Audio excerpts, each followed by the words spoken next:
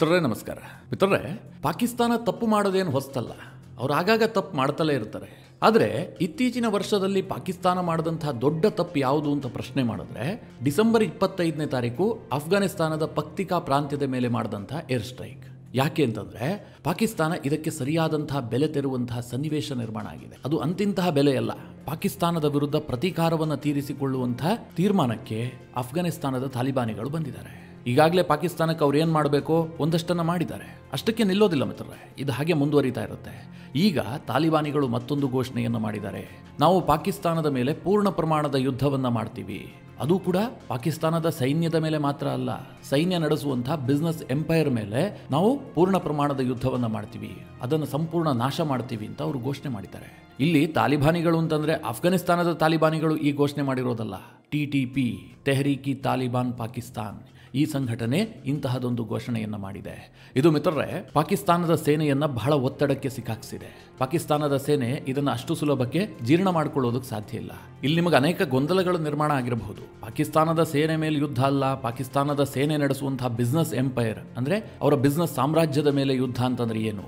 ಸೇನೆ ಏನಾದರೂ ಬಿಸ್ನೆಸ್ ಸಾಮ್ರಾಜ್ಯವನ್ನು ನಡೆಸುತ್ತಾ? ಅಂದ್ರೆ ಅವ್ರು ಯಾವ್ದಾದ್ರು ಬಿಸ್ನೆಸ್ ಮಾಡ್ತಾರಾ? ಏನಿದು ವಿಚಾರ? TTP ಯಾಕೆ ಇಷ್ಟೊಂದು ಅಗ್ರೆಸಿವ್ ಆಗಿ ಪಾಕಿಸ್ತಾನದ ಸೇನೆಯ ವಿರುದ್ಧ ನಿಂತುಕೊಂಡಿದೆ?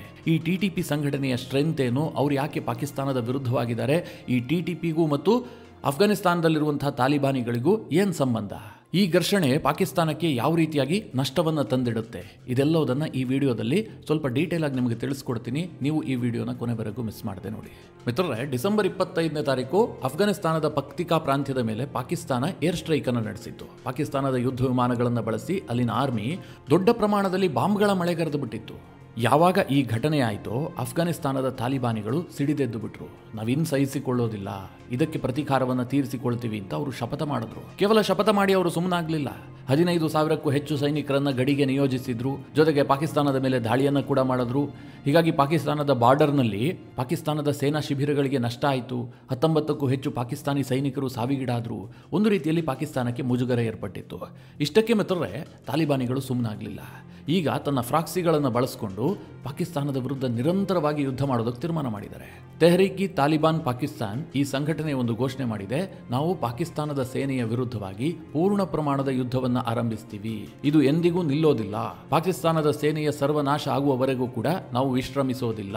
ಹೀಗಂತ ಅವರೊಂದು ಶಪಥ ಮಾಡಿ ಯುದ್ಧವನ್ನು ಆರಂಭಿಸಿದ್ದಾರೆ. ಇಷ್ಟು ಮಾತ್ರ ಅಲ್ಲ, ಪಾಕಿಸ್ತಾನದ ಮಿಲಿಟರಿ ನಡೆಸುವಂತಹ ಬಿಸ್ನೆಸ್ ಎಂಪೈರ್ ಅನ್ನು ನಾವು ನಾಶ ಮಾಡ್ತೀವಿ ಅಂತ ಅವರು ಘೋಷಣೆ ಮಾಡಿದ್ದಾರೆ. ಪಾಕಿಸ್ತಾನದ ಮಿಲಿಟರಿಗೂ ಪಾಕಿಸ್ತಾನದ ಬಿಸ್ನೆಸ್ಗೂ ಏನು ಸಂಬಂಧ ಅಂತ ಕೆಲವರಿಗೆ ಪ್ರಶ್ನೆ ಬಂದಿರಬಹುದು. ಮಿತ್ರರೇ, ಭಾರತದಲ್ಲಿ ಕೂತ್ ನೋಡುವಂತಹ ಸಂದರ್ಭದಲ್ಲಿ ನಮಗಿದು ಅರ್ಥ ಆಗೋದಿಲ್ಲ. ಯಾಕೆ ಅಂತಂದ್ರೆ ನಮ್ಮ ಮಿಲಿಟರಿಯ ಕಾರ್ಯವೈಖರಿ ಹಾಗಿರುತ್ತೆ. ನಮ್ಮ ಮಿಲಿಟರಿ ಎಲ್ಲೂ ಕೂಡ ಯಾವುದೇ ಬಿಸ್ನೆಸ್ ಅನ್ನು ನಡೆಸೋದಿಲ್ಲ. ಅಂದ್ರೆ ಯಾವುದೋ ಕಂಪನಿಯನ್ನು ಓಪನ್ ಮಾಡಿಕೊಂಡು ಲಾಭ ಮಾಡೋದಕ್ಕೆ ನಮ್ಮ ಮಿಲಿಟರಿ ಹೋಗೋದಿಲ್ಲ. ಅವರ ಉದ್ದೇಶ ಏನು? ಕೇವಲ ದೇಶ ರಕ್ಷಣೆ ಮಾತ್ರ. ಅವರು ರಾಜಕೀಯಕ್ಕೂ ಕೂಡ ಎಂಟ್ರಿ ಆಗೋದಿಲ್ಲ. ದೇಶ ರಕ್ಷಣೆಗೆ ಏನು ಮಾಡಬೇಕು, ಮಿಲಿಟರಿ ಶಕ್ತಿ ಹೇಗೆ ವೃದ್ಧಿಸಿಕೊಳ್ಳಬೇಕು, ಎಲ್ಲೆಲ್ಲಿ ನಮಗೆ ವಿದೇಶಿ ಶಕ್ತಿಯಿಂದ ಆಪತ್ತಿದೆ, ಇದರ ಬಗ್ಗೆ ಸದಾ ನಮ್ಮ ಮಿಲಿಟರಿ ಯೋಚನೆ ಮಾಡ್ತಾ ಇರುತ್ತೆ. ಅವರು ಫೋಕಸ್ ಮಾಡೋದು ಅದೊಂದು ವಿಚಾರವನ್ನು ಮಾತ್ರ. ಭಾರತದಲ್ಲಿ ರಾಜಕೀಯ ಏನಾಯಿತು, ಯಾರು ಅಧಿಕಾರಕ್ಕೆ ಬರಬೇಕು, ಯಾವ ಪಕ್ಷ ಅಧಿಕಾರಕ್ಕೆ ಬರಬೇಕು, ಇದು ಯಾವುದಕ್ಕೂ ಕೂಡ ಮಿಲಿಟರಿ ಹಸ್ತಕ್ಷೇಪ ಮಾಡೋದಿಲ್ಲ. ಜೊತೆಗೆ ಅವರು ಲಾಭ ಗಳಿಸುವಂತಹ ಯಾವುದೇ ಉದ್ಯಮವನ್ನು ಕೂಡ ಮಿಲಿಟರಿ ನಡೆಸೋದಿಲ್ಲ. ಒಂದ ಸರ್ಕಾರ ನಡೆಸುತ್ತೆ, ಇಲ್ಲ ಖಾಸಗಿಯವರು ನಡೆಸ್ತಾರೆ. ಮಿಲಿಟರಿಗೂ ಬಿಸ್ನೆಸ್ಗೂ ಯಾವುದೇ ರೀತಿಯಲ್ಲೂ ಭಾರತದಲ್ಲಿ ಸಂಬಂಧ ಇಲ್ಲ. ಭಾರತ ಮಾತ್ರ ಅಲ್ಲ, ವಿಶ್ವದ ಅನೇಕ ದೇಶಗಳಲ್ಲಿ ಇದೇ ರೀತಿಯ ಸಂಪ್ರದಾಯ ಇರುವಂತದ್ದು. ಮಿಲಿಟರಿ ಈ ಎಲ್ಲ ವಿಚಾರಗಳಿಗೆ ತಲೆ ಹಾಕೋದಿಲ್ಲ. ಆದರೆ ಪಾಕಿಸ್ತಾನದ ಮಿಲಿಟರಿ ಟೋಟಲಿ ಡಿಫ್ರೆಂಟ್. ಅದೊಂದು ಕರಪ್ಟ್ ವ್ಯವಸ್ಥೆ. ಮಿಲಿಟರಿಯಲ್ಲಿ ಸಿಕ್ಕಾಪಟ್ಟೆ ಭ್ರಷ್ಟಾಚಾರ ಇದೆ. ಜೊತೆಗೆ ಅವರು ದೊಡ್ಡ ದೊಡ್ಡ ಬಿಸ್ನೆಸ್ ಎಂಪೈರ್ಗಳನ್ನು ಕೂಡ ನಡೆಸ್ತಾರೆ. ಉದಾಹರಣೆಗೆ ಹೇಳಬೇಕು ಅಂತಂದ್ರೆ ದಿ ನ್ಯಾಷನಲ್ ಲಾಜಿಸ್ಟಿಕ್ ಸೇಲ್ ಅನ್ನುವಂಥ ಒಂದು ಕಂಪನಿ ಇದೆ. ಇದು ರಾವಲ್ಪಿಂಡಿ ಮೂಲದ ದೊಡ್ಡ ಲಾಜಿಸ್ಟಿಕ್ ಕಂಪನಿ. ಅಂದ್ರೆ ಲಾಜಿಸ್ಟಿಕ್ ಬಿಸ್ನೆಸ್ ನಲ್ಲೂ ಕೂಡ ಪಾಕಿಸ್ತಾನದ ಮಿಲಿಟರಿ ಇದೆ. ಇದಿಷ್ಟೇ ಅಲ್ಲ ಮಿತ್ರರೇ, ಪ್ರೇಂಟಿಯರ್ ವರ್ಕ್ ಆರ್ಗನೈಸೇಷನ್ ಇದು ಇಂಜಿನಿಯರಿಂಗ್ ಅಂಡ್ ಕನ್ಸ್ಟ್ರಕ್ಷನ್ ಕಂಪನಿ. ಮಿತ್ರರೇ, ಮಿಲಿಟರಿಗೂ ಇದಕ್ಕೂ ಏನಾದರೂ ಸಂಬಂಧ ಇರುತ್ತಾ? ಖಂಡಿತವಾಗ್ಲೂ ಇಲ್ಲ. ಆದರೂ ಸಹ ಪಾಕಿಸ್ತಾನದ ಮಿಲಿಟರಿ ಈ ರೀತಿಯಾಗಿ ಬಿಸ್ನೆಸ್ ನಲ್ಲಿ ಹಸ್ತಕ್ಷೇಪ ಮಾಡುತ್ತೆ. ಹಾಗೆ ಫೌಜಿ ಫರ್ಟಿಲೈಸರ್ ಅನ್ನುವಂತಹ ಒಂದು ಕಂಪನಿ ಇದೆ. ಇದೇನು ಕೇಳಿದ್ರೆ ಈ ರಸಗೊಬ್ಬರವನ್ನು ತಯಾರು ಮಾಡುವಂತಹ ಕಂಪನಿ.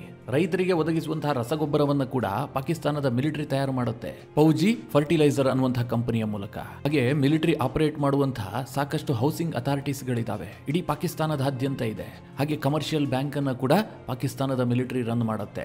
ಅಷ್ಟೇ ಏಕೆ ಮಿತ್ರರೇ, ಪಾಕಿಸ್ತಾನದ ಮಾರುಕಟ್ಟೆಗೆ ಫೌಜಿ ಅಕ್ಕಿ ಹಿಟ್ಟು ಬರುತ್ತೆ, ಫೌಜಿ ಗ್ಯಾಸ್ ಬರುತ್ತೆ. ನಮ್ಮಲ್ಲಿ LPG ಗ್ಯಾಸ್ಗಳನ್ನು ವಿತರಿಸ್ತಾವಲ್ಲ HP ಇತರ ಬೇರೆ ಬೇರೆ ಕಂಪನಿಗಳು, ಅದೇ ರೀತಿಯಾಗಿ ಪಾಕಿಸ್ತಾನದಲ್ಲಿ ಫೌಜಿ ಕಂಪನಿ ಗ್ಯಾಸನ್ನು ವಿತರಣೆ ಮಾಡುತ್ತೆ, ಅಕ್ಕಿಯನ್ನು ವಿತರಣೆ ಮಾಡುತ್ತೆ. ಅನೇಕ ವಿಧವಾದಂತಹ ಕಂಪನಿಗಳನ್ನು, ಬಿಸ್ನೆಸ್ ಎಂಪೈರ್ಸನ್ನು ಪಾಕಿಸ್ತಾನದ ಮಿಲಿಟರಿ ರನ್ ಮಾಡುತ್ತೆ.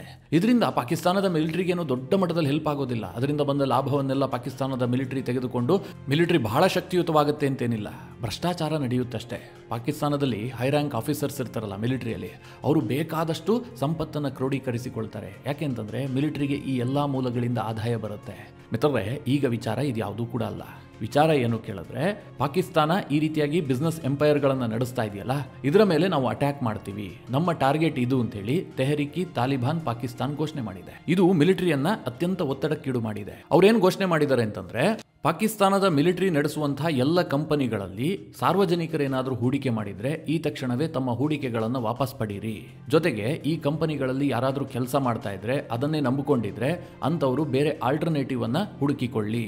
ಯಾಕೆ ಅಂತಂದ್ರೆ ಮಿಲಿಟರಿ ನಡೆಸುವಂತಹ ಎಲ್ಲ ಬಿಸ್ನೆಸ್ ಎಂಪೈರ್ಗಳ ಮೇಲೆ ನಾವು ದಾಳಿ ಮಾಡ್ತೀವಿ, ಅದೇ ನಮ್ಮ ಮುಂದಿನ ಟಾರ್ಗೆಟ್ ಆಗಿರುತ್ತೆ ಅಂತೇಳಿ TTP ಘೋಷಣೆ ಮಾಡಿದೆ. ಅಲ್ಲಿಗೊಂದು ಸ್ಪಷ್ಟ ಆಗ್ತಾ ಇದೆ, ಸಾರ್ವಜನಿಕರೇನಾದರೂ ಆ ಕಂಪನಿಗಳಲ್ಲಿ ಹೂಡಿಕೆ ಮಾಡಿರ್ತಾರೆ. ಕೆಲ ಕಂಪನಿಗಳು ಹೇಗೆ ನಡೀತಾ ಇರುತ್ತೆ ಅಂತಂದ್ರೆ, ಒಂದು 50% ಶೇರು ಸಾರ್ವಜನಿಕರದ್ದಿರುತ್ತೆ, ಒಂದು 50% ಶೇರು ಮಿಲಿಟರಿಯದ್ದಿರುತ್ತೆ. ಅಂತಹ ಕಂಪನಿಗಳಲ್ಲಿ ಯಾರ್ಯಾರು ಹೂಡಿಕೆ ಮಾಡಿದಿರೋ ಅವರೆಲ್ಲ ವಾಪಸ್ ತೆಗೆದುಕೊಳ್ಳಿ. ಯಾಕೆಂದ್ರೆ ನಾವು ದಾಳಿ ಮಾಡ್ತೀವಿ, ಅವಾಗ ನಿಮ್ಮ ಶೇರಿಗೆ ತೊಂದರೆ ಆಗುತ್ತೆ, ನೀವು ನಷ್ಟಕ್ಕೊಳಗಾಗ್ತೀರಿ. ಹೀಗಾಗಿ ಮುಂಜಾಗ್ರತೆಯನ್ನು ವಹಿಸಿ ಅಂತ ಹೇಳಿ ಈಗಾಗಲೇ TTP ಸೂಚನೆಯನ್ನು ಕೊಟ್ಟಿದೆ. ಜೊತೆಗೆ ಕೆಲವರು ಅದನ್ನೇ ನಂಬಿಕೊಂಡು ಕೆಲಸ ಮಾಡ್ತಾ ಇರ್ತಾರೆ, ಅಂದ್ರೆ ಪಾಕಿಸ್ತಾನದ ಮಿಲಿಟರಿಯ ಕಂಪನಿಗಳಲ್ಲೇ ಕೆಲಸ ಮಾಡ್ತಾ ಇರ್ತಾರೆ.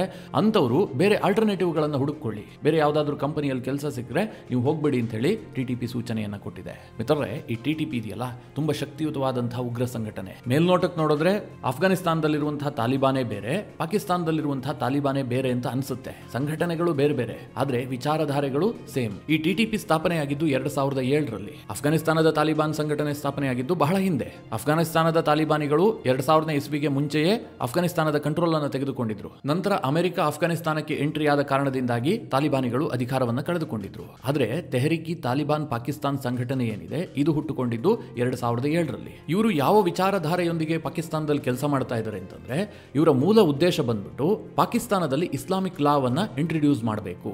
ಈಗ ಪಾಕಿಸ್ತಾನ ಸ್ವಲ್ಪ ಲಿಬರಲ್ ಆಗಿದೆ, ಅಂದ್ರೆ ಅಲ್ಲಿ ಪ್ರಜಾಪ್ರಭುತ್ವ ವ್ಯವಸ್ಥೆ ಇದೆ, ಶರಿಯಾ ಕಾನೂನು ಅಲ್ಲಿಗೆ ಅನ್ವಯಿಸೋದಿಲ್ಲ, ತನ್ನದೇ ಆದಂತಹ ಸಂವಿಧಾನವನ್ನ ಪಾಕಿಸ್ತಾನ ಹೊಂದಿದೆ. ಆ ಸಂವಿಧಾನದ ಪ್ರಕಾರ ಮಹಿಳೆಯರಿಗೂ ಕೂಡ ಸ್ವತಂತ್ರ ಇದೆ, ಮಹಿಳೆಯರು ಬುರ್ಕಾ ಧರಿಸಬೇಕು ಅಂತೇನು ನಿಯಮ ಇಲ್ಲ, ಅವರು ಕೂಡ ಮುಕ್ತವಾಗಿ ಓಡಾಟವನ್ನು ನಡೆಸಬಹುದು. ಹೀಗೆ ಅನೇಕ ರೀತಿಯಾಗಿ ಪಾಕಿಸ್ತಾನ ಮಹಿಳೆಯರಿಗೆ ಸ್ವಲ್ಪ ಫ್ರೀಡಮ್ ಅನ್ನ ಕೊಟ್ಟಿದೆ. ಜೊತೆಗೆ ಅಲ್ಲೊಂದು ಪ್ರಜಾಪ್ರಭುತ್ವ ಸರ್ಕಾರ ಇದೆ.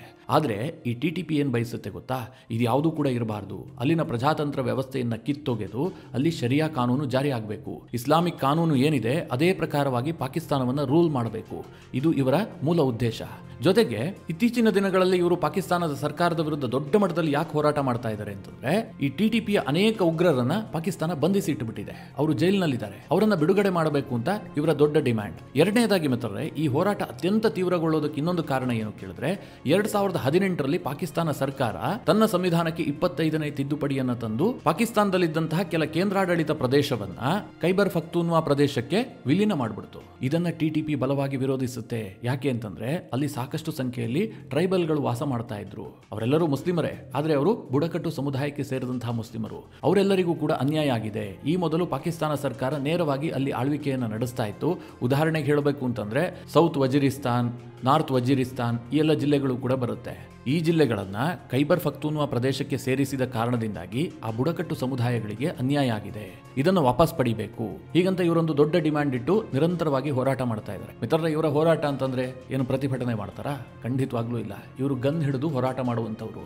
ಎಷ್ಟಾಗುತ್ತೋ ಅಷ್ಟು ಅಶಾಂತಿಯನ್ನ ಸೃಷ್ಟಿ ಮಾಡ್ತಾರೆ. ಮಿತ್ರರೇ, ಇವರಿಗೆ ದೊಡ್ಡ ಸ್ಟ್ರೆಂತ್ ಬಂದಿದ್ದು ಯಾವಾಗ ಕೇಳಿದ್ರೆ 2021ರಿಂದ. ಯಾಕೆ ಅಂತಂದ್ರೆ, ಪಕ್ಕದ ಅಫ್ಘಾನಿಸ್ತಾನದಲ್ಲಿ ತಾಲಿಬಾನಿಗಳು ಅಧಿಕಾರಕ್ಕೆ ಬರ್ತಾರೆ, ಅವರಿಗೆ ಇಡೀ ಅಫ್ಘಾನಿಸ್ತಾನದ ಕಂಟ್ರೋಲ್ ಸಿಗುತ್ತೆ. ಈ ಕಾರಣದಿಂದಾಗಿ ಈ TTP ಉಗ್ರರೇನಿದ್ದಾರೆ, ತೆಹರಿಕಿ ತಾಲಿಬಾನ್ ಪಾಕಿಸ್ತಾನ್ ಸಂಘಟನೆ ಏನಿದೆ, ಇವರಿಗೆ ದೊಡ್ಡ ಪ್ರಮಾಣದಲ್ಲಿ ಹಣದ ಹರಿವಾಗುತ್ತೆ, ಬೇಕಾದಂತಹ ಶಸ್ತ್ರಾಸ್ತ್ರಗಳು ಸಿಗುತ್ತೆ. ಇವರಿಗೆ ಟ್ರೈನಿಂಗ್ ಕೊಡುವಂತಹ ಕೆಲಸವನ್ನ ಅಫ್ಘಾನಿಸ್ತಾನದ ತಾಲಿಬಾನಿಗಳು ಮಾಡೋದಕ್ಕೆ ಶುರು ಮಾಡ್ತಾರೆ. ಇವರು ನಿರಂತರವಾಗಿ ಪಾಕಿಸ್ತಾನದಲ್ಲಿ ಶಕ್ತಿಯುತವಾಗೋದಕ್ಕೆ ಶುರು ಮಾಡ್ತಾರೆ. ಈ ಕಾರಣದಿಂದ ಮಿತ್ರರೇ, 2021ರಿಂದ 2023ರ ಅವಧಿಯಲ್ಲಿ ಈ TTP ಉಗ್ರರು ದಾಳಿ ಮಾಡಿದ್ರಿಂದ ಒಟ್ಟು 1,000ಕ್ಕೂ ಹೆಚ್ಚು ಪಾಕಿಸ್ತಾನಿ ನಾಗರಿಕರು ಸಾವಿಗೀಡಾಗಿದ್ದಾರೆ, ಕೇವಲ 2021ರಿಂದ 2023ರ ಅವಧಿಯಲ್ಲಿ. ಆದ್ರೆ ಮಿತ್ರರೇ, 2024ರಲ್ಲಿ ಇದು ಎಷ್ಟು ಹೆಚ್ಚಾಗಿದೆ ಅಂತಂದ್ರೆ, ಪಾಕಿಸ್ತಾನದ centre for research and security study ಅಂದ್ರೆ CRSS ಒಂದು ರಿಪೋರ್ಟ್ ಅನ್ನು ಪಬ್ಲಿಷ್ ಮಾಡಿದೆ. ಆ ರಿಪೋರ್ಟ್ ಪ್ರಕಾರವಾಗಿ ಕಳೆದ ಒಂದು ವರ್ಷದಲ್ಲಿ ಒಟ್ಟು 2526 ಮಂದಿ ಉಗ್ರ ಚಟುವಟಿಕೆಗಳ ಕಾರಣದಿಂದಾಗಿ ಸತ್ತು ಹೋಗಿದ್ದಾರೆ. ಅಂದ್ರೆ ಉಗ್ರರ ದಾಳಿಗೆ ಬಲಿಯಾದಂತವರು ಎಷ್ಟು ಮಂದಿ? 2526 ಮಂದಿ. ಈ ಪೈಕಿ ಮಿತ್ರರೇ ಪಾಕಿಸ್ತಾನದ ಮಿಲಿಟರಿ ಸಿಬ್ಬಂದಿ 700 ಜನ ಇದ್ದಾರೆ, ಕೇವಲ ಉಗ್ರರ ದಾಳಿಗೆ ಬಲಿಯಾದಂತವರು. ಹೀಗಾಗಿ CRSS ತನ್ನ ವರದಿಯಲ್ಲಿ ಹೇಳಿದೆ, ಪಾಕಿಸ್ತಾನದ ಪಾಲಿಗೆ 2024 ಕಳೆದ ಒಂದು ದಶಕದಲ್ಲೇ ಅತ್ಯಂತ ಡೆಡ್ಲಿಯೆಸ್ಟ್ ವರ್ಷ ಹೀಗಂತ CRSS ಹೇಳಿದೆ. ಇದೇ ಕಾರಣದಿಂದ ಮಿತ್ರರೇ ಪಾಕಿಸ್ತಾನದ ಸರ್ಕಾರ ಇರಬಹುದು, ಪಾಕಿಸ್ತಾನದ ಮಿಲಿಟರಿ ಇರಬಹುದು, ಇವರಿಗೆ ದೊಡ್ಡ ಆತಂಕ ಶುರುವಾಗಿದೆ. ಅಫ್ಘಾನಿಸ್ತಾನದ ತಾಲಿಬಾನಿಗಳು ಕೇವಲ ಅಫ್ಘಾನಿಸ್ತಾನದಲ್ಲಿ ರೂಲ್ ಮಾಡೋದಿಲ್ಲ, ಅಥವಾ ಈ ಹಿಂದೆ 2000ನೇ ಇಸ್ವಿಗೆ ಮುಂಚೆ ಅವರು ಅಫ್ಘಾನಿಸ್ತಾನವನ್ನು ರೂಲ್ ಮಾಡ್ತಿರುವಂತಹ ಸಂದರ್ಭದಲ್ಲಿ ಪಾಕಿಸ್ತಾನದ ಪಪೆಟ್ಗಳಾಗಿದ್ರಲ್ಲ, ಒಂದು ಹಂತದಲ್ಲಿ ಪಾಕಿಸ್ತಾನದ ಫ್ರಾಕ್ಸಿಗಳು ಅಂತ ಪರಿಗಣಿಸಲಾಗ್ತಾ ಇತ್ತು. ಆ ರೀತಿಯಾಗಿ ಅವರು ಇರೋದಿಲ್ಲ. ಈಗ ಪಾಕಿಸ್ತಾನಕ್ಕೆ ಥ್ರೆಟ್ ತರ್ತಾರೆ. ಅವರ ಮುಂದಿನ ಟಾರ್ಗೆಟ್ ಇರುವಂತಹದ್ದು ಪಾಕಿಸ್ತಾನ. ಇದು ಪಾಕಿಸ್ತಾನದ ಮಿಲಿಟರಿಗೂ ಗೊತ್ತಾಗಿದೆ, ಪಾಕಿಸ್ತಾನದ ಸರ್ಕಾರಕ್ಕೂ ಕೂಡ ಗೊತ್ತಾಗಿದೆ. ಹೀಗಾಗಿ ಅವರನ್ನ ನಿಯಂತ್ರಣ ಮಾಡಬೇಕು ಅಂತ ಅನೇಕ ರೀತಿಯಲ್ಲಿ ಸರ್ಕಸ್ ಮಾಡ್ತಾ ಇದ್ದಾರೆ. ನಿರಂತರವಾಗಿ TTP ಉಗ್ರರನ್ನ ಗುರಿಯಾಗಿಸಿ ದಾಳಿ ಮಾಡ್ತಾ ಇದ್ದಾರೆ. ಜೊತೆಗೆ ಅಫ್ಘಾನಿಸ್ತಾನದಲ್ಲಿರುವಂತಹ ತಾಲಿಬಾನಿಗಳನ್ನು ಕೂಡ ಮಟ್ಟ ಹಾಕೋದಕ್ಕೆ ಪಾಕಿಸ್ತಾನ ಒಂದು ಹಂತದಲ್ಲಿ ಪ್ರಯತ್ನ ಮಾಡ್ತಾ ಇದೆ. ಆದರೆ ಮಿತ್ರರೇ, ನಿಮಗೆ ನೆನಪಿರಲಿ, ಈ ತಾಲಿಬಾನಿಗಳನ್ನ ಸಾಕಿ ಸಲಹಿ ಅವರನ್ನ ಪೋಷಿಸಿದ್ದು ಇದೇ ಪಾಕಿಸ್ತಾನ. ಅದೇನೋ ಹೇಳ್ತಾರಲ್ಲ, ತಾನೇ ಸಾಕಿದಾಗಿಳಿ ಈಗ ಹದ್ದಾಗಿ ಕುಕ್ಕಿದೆ ಅಂತ. ಆ ಪರಿಸ್ಥಿತಿ ಪಾಕಿಸ್ತಾನಕ್ಕೆ ನಿರ್ಮಾಣ ಆಗಿದೆ. ಈಗ ಈ ಹಿಂದೆ ತಾಲಿಬಾನಿಗಳನ್ನ ಬಳಸಿಕೊಂಡು ಪಾಕಿಸ್ತಾನ ಹೇಗೆ ಉಗ್ರ ಚಟುವಟಿಕೆಗಳನ್ನು ನಡೆಸ್ತಾ ಇತ್ತು, ಅವರನ್ನ ಫ್ರಾಕ್ಸಿಗಳಾಗಿ ಹೇಗೆ ಬಳಸ್ಕೊಳ್ತಾ ಇತ್ತು, ಅದೇ ರೀತಿಯಾಗಿ TTP ತೆಹರೀಕಿ ತಾಲಿಬಾನ್ ಸಂಘಟನೆಯನ್ನ ಬಳಸಿಕೊಂಡು ಅಫ್ಘಾನಿಸ್ತಾನ ಪಾಕಿಸ್ತಾನದಲ್ಲಿ ಉಗ್ರ ಚಟುವಟಿಕೆಗಳನ್ನು ನಡೆಸ್ತಾ ಇದೆ. ಸದ್ಯ ಅಫ್ಘಾನ್ ತಾಲಿಬಾನ್ ಮತ್ತು ಪಾಕಿಸ್ತಾನದ ನಡುವೆ ಏನು ಘರ್ಷಣೆಯಾಗಿದೆ, ಈ ಸಂದರ್ಭದಲ್ಲಿ ಪಾಕಿಸ್ತಾನದ ಮಿಲಿಟರಿಯ ವಿರುದ್ಧ ಪೂರ್ಣ ಪ್ರಮಾಣದ ಯುದ್ಧವನ್ನು ಘೋಷಿಸುವ ಮೂಲಕ TTP ಸಂಘಟನೆ ನೇರವಾಗಿ ಅಫ್ಘಾನಿಸ್ತಾನದ ತಾಲಿಬಾನಿಗಳಿಗೆ ಬೆಂಬಲ ಸೂಚಿಸಿದ್ದಾರೆ. ಹೀಗಾಗಿ ಮಿತ್ರರೇ, ಪಾಕಿಸ್ತಾನದ ಮಿಲಿಟರಿ ಅತ್ಯಂತ ಒತ್ತಡಕ್ಕೊಳಗಾಗಿದೆ. ಯಾಕೆ ಅಂತಂದ್ರೆ ಪಾಕಿಸ್ತಾನದ ಮಿಲಿಟರಿ ಸ್ಟ್ರೆಂತ್ ಆಗಿರುವಂತಹದ್ದೇ ಅವರ ಬಿಸ್ನೆಸ್ ಎಂಪೈರ್ಗಳು. ಈಗ TTP ಅದನ್ನೇ ಗುರಿಯಾಗಿಸಿರೋದ್ರಿಂದ ಪಾಕಿಸ್ತಾನದ ಮಿಲಿಟರಿ ದೊಡ್ಡ ಮಟ್ಟದಲ್ಲಿ ಒತ್ತಡವನ್ನು ಎದುರಿಸ್ತಾ ಇದೆ. ಇಲ್ಲಿ ಇನ್ನೊಂದು ಗಮನಿಸಬೇಕಾದ ಅಂಶ ಏನು ಕೇಳಿದ್ರೆ, ಪಾಕಿಸ್ತಾನ ಏನು ಬಿಸ್ನೆಸ್ ಅನ್ನ ರನ್ ಮಾಡುತ್ತಲ್ಲ, ಆ ಎಲ್ಲ ಕಂಪನಿಗಳಿರುವಂತಹದ್ದು ನಗರ ಪ್ರದೇಶದಲ್ಲಿ. ಒಂದು ವೇಳೆ TTP ಏನಾದರೂ ಅದನ್ನ ಗುರಿಯಾಗಿಸಿ ದಾಳಿ ಮಾಡೋದಕ್ಕೆ ಶುರು ಮಾಡಿದ್ದೆ ಆದ್ರೆ ನಗರ ಪ್ರದೇಶದಲ್ಲಿ ದಾಳಿಗಳು ಜಾಸ್ತಿ ಆಗುತ್ತೆ. ನಗರ ಪ್ರದೇಶದಲ್ಲಿ ದಾಳಿ ಆಯಿತು ಅಂತಂದ್ರೆ ದೊಡ್ಡ ಪ್ರಮಾಣದಲ್ಲಿ ಸಾವು ನೋವು ಕೂಡ ಆಗುತ್ತೆ. ಹೀಗಾಗಿ ಪಾಕಿಸ್ತಾನಕ್ಕೆ 2024ರನ್ನ CRSS ಅತ್ಯಂತ ಕರಾಳ ವರ್ಷ ಅಂತ ಕರೆದಿದೆ. ನನಗನ್ಸುತ್ತೆ ಸದ್ಯದ ಬೆಳವಣಿಗೆಯನ್ನು ನೋಡಿದ್ರೆ 2024ಕ್ಕಿಂತಲೂ ಕೂಡ 2025 ಪಾಕಿಸ್ತಾನದ ಪಾಲಿಗೆ ಅತ್ಯಂತ ಡೆಡ್ಲಿಯೆಸ್ಟ್ ಆಗಿ ಪರಿಣಮಿಸಬಹುದು. ಮಿತ್ರರೇ, ಈ ಡೆವಲಪ್ಮೆಂಟ್ಗಳ ಕುರಿತಾಗಿ ನೀವೇನು ಹೇಳ್ತೀರಿ? ನಿಮ್ಮ ಅನಿಸಿಕೆ ಅಭಿಪ್ರಾಯವನ್ನು ಕಮೆಂಟ್ ಮಾಡುವ ಮೂಲಕ ನಮಗೆ ತಿಳಿಸಿ. ಹಾಗೆ ನಿಮಗೆ ಈ ವಿಡಿಯೋ ಇಷ್ಟವಾದರೆ ಲೈಕ್ ಮಾಡಿ. ಜೊತೆಗೆ ನೀವಿನ್ನೂ ನಿಮ್ಮ ನೆಚ್ಚಿನ ಸಂಸ್ಕಾರ ಸೌರಭ ಯೂಟ್ಯೂಬ್ ಚಾನಲ್ನ ಸಬ್ಸ್ಕ್ರೈಬ್ ಮಾಡಿಲ್ಲ ಅಂತಾದರೆ ಈ ಕೂಡಲೇ ಸಬ್ಸ್ಕ್ರೈಬ್ ಮಾಡಿ. ಮುಂದಿನ ಎಲ್ಲ ಅಪ್ಡೇಟ್ಗಳ ನೋಟಿಫಿಕೇಶನ್ಗಾಗಿ ಬೆಲ್ ಐಕಾನ್ ಒತ್ತಿ.